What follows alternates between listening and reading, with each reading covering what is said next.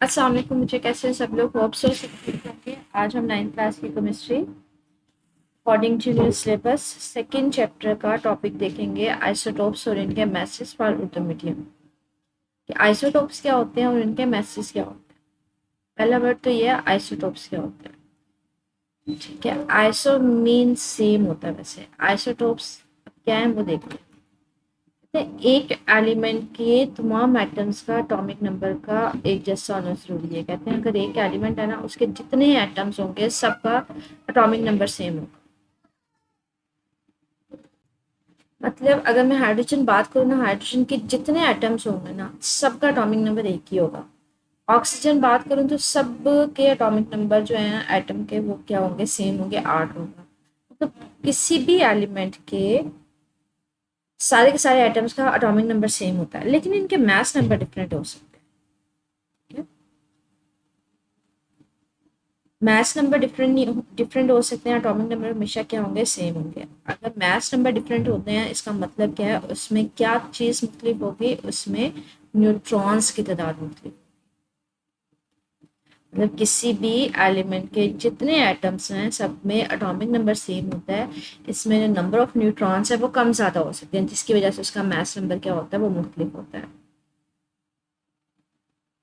एक ही एलिमेंट के एटम्स के न्यूक्लियाई में अगर न्यूट्रॉन्स की तादाद मुख्तलिफ है तो उसको क्या कहते हैं, आइसोटोप्स। एक एलिमेंट के एटम्स में अगर आइसोटोप्स में एटम्स में अगर प्रोटॉन्स की तादाद मुख्तलिफ है तो उसी को आप नाम क्या दे देते हो, आइसोटोप्स। तो ये आइसोटोप्स की डेफिनेशन यहाँ से यहाँ तक हो जाएगी।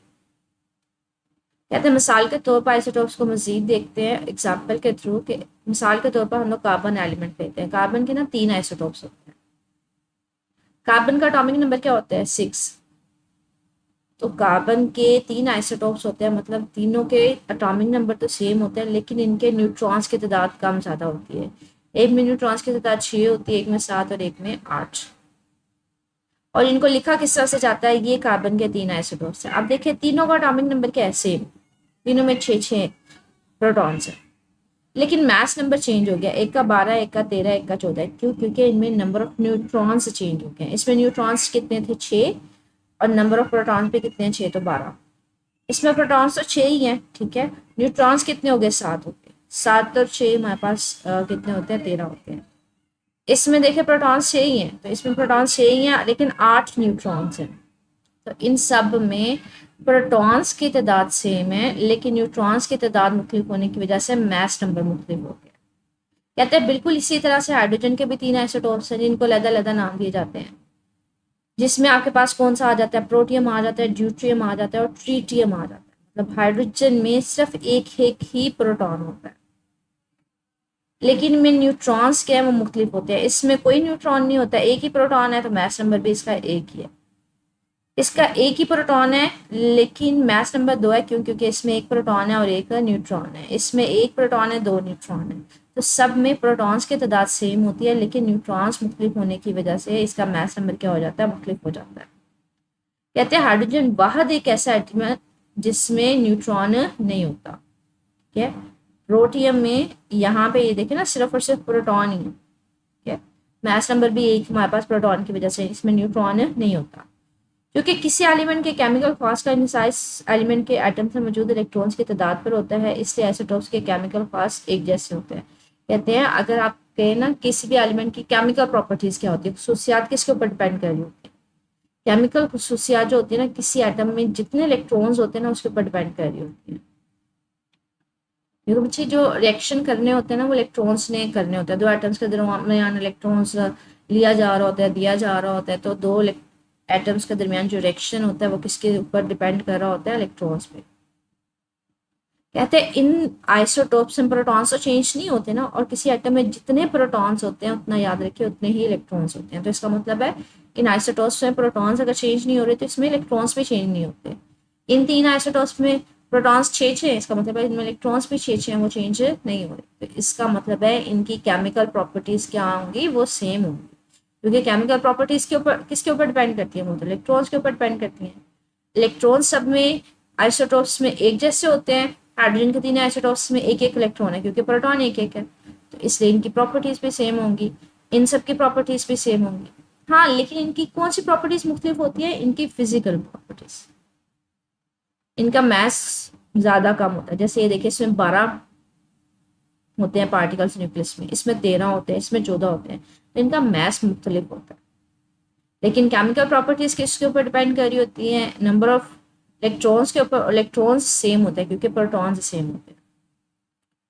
इसलिए आइसोटोप्स की क्या कौन सी प्रॉपर्टी सेम होती हैं? इनकी केमिकल प्रॉपर्टीज सेम होती हैं, फिजिकल प्रॉपर्टीज क्या होती हैं? मुख्तलिफ होती हैं।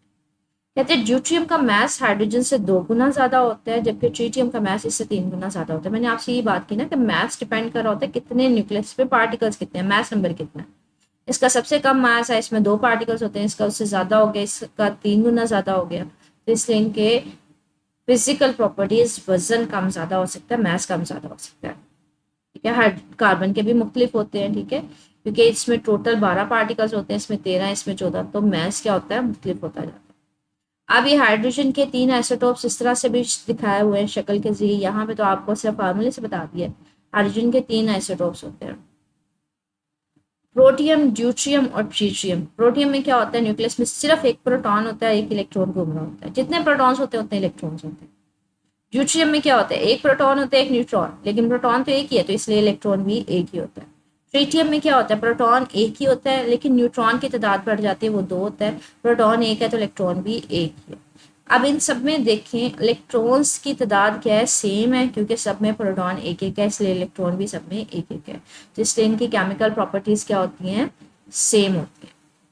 अब इसमें देखें टोटल पार्टिकल्स कितने हैं? एक, इसमें टोटल 2 हैं, इसमें 3 है न्यूक्लियस में, तो इसकी वजह से इनका वजन मुख्तलिफ होता है, इनकी फिजिकल प्रॉपर्टीज मुख्तलिफ होती है। इसी तरह से कार्बन का यहाँ पे दिखाए हुए हैं 3 आइसोटोप्स। इसमें देखिए कार्बन में 6 प्रोटॉन है, 6 न्यूट्रॉन है। 6 प्रोटॉन का मतलब है इसके बाहर इलेक्ट्रॉन्स पे कितने होंगे? 6 होंगे। 2 ये इलेक्ट्रॉन्स, 2 ये, 2 ये, इनको डॉट से शो किया। सेकेंड वाला आइसोटोप देखिए, इसमें 6 प्रोटॉन है, लेकिन न्यूट्रॉन कितने हैं? 7, इसलिए टोटल पार्टिकल्स कितने हो गए? 13 हो गए। लेकिन प्रोटॉन सेम है, तो हमारे पास इलेक्ट्रॉन्स की तादाद कितनी है? वो 6 ही रहेगी। तीसरा क्या है हमारे पास? 14। प्रोटॉन की तादाद कितनी है? 6। टोटल 14 कब होंगे? जब न्यूट्रॉन फिर 8 होंगे, तो 8 + 6 कितने होते हैं? 14। अब इसमें प्रोटॉन की तादाद कितनी है? 6, इसलिए इसमें इलेक्ट्रॉन्स 6 ही होंगे। तो इन सब में इलेक्ट्रॉन्स की तादाद सेम है, इसलिए इनकी केमिकल प्रॉपर्टीज सेम होंगी, इनकी फिजिकल प्रॉपर्टीज क्या होंगी? वो मुख्तलिफ होंगी। अच्छा, यहाँ पे एक क्वेश्चन है, मशक है, एक एलिमेंट में मौजूद आइसोटोप्स के केमिकल खास एक जैसे क्यों होते हैं जबकि इनकी फिजिकल प्रॉपर्टीज मुख्तलिफ होती हैं? तो इसके सवाल में आंसर में ये लिखा जा सकता है, क्योंकि यहाँ से इसका आंसर बन सकता है। ठीक है, किसी एलिमेंट के जो केमिकल खास का इंसार होता है वो इस एलिमेंट में मौजूद किसके ऊपर होता है? नंबर ऑफ इलेक्ट्रॉन्स की तादाद पे। और इन सब में इलेक्ट्रॉन्स की तादाद सेम होती है, इसलिए केमिकल खसूसियात भी एक जैसी होती है। लेकिन जो फिजिकल क्वांटिटीज हैं वो मुख्तलिफ होती हैं। क्यों? क्योंकि इनमें नंबर ऑफ पार्टिकल्स मुख्तलिफ होते हैं। ठीक है, अब ये देखते हैं एक्सरसाइज में किस तरह से क्वेश्चन पूछा जा सकता है, उसको देखते हैं। अच्छा, ये एक एमसीक्यू है, आइसोटोप्स में कौन सा जरा मुख्तलिफ तादाद में होता है? इलेक्ट्रॉन वो तो सेम होते हैं, न्यूट्रॉन वो मुख्तलिफ होता है, प्रोटॉन सेम होते हैं, न्यूट्रॉन प्रोटॉन दोनों नहीं। इसका करेक्ट ऑप्शन क्या होगा? न्यूट्रॉन की तादाद मुख्तलिफ होती है। ठीक है,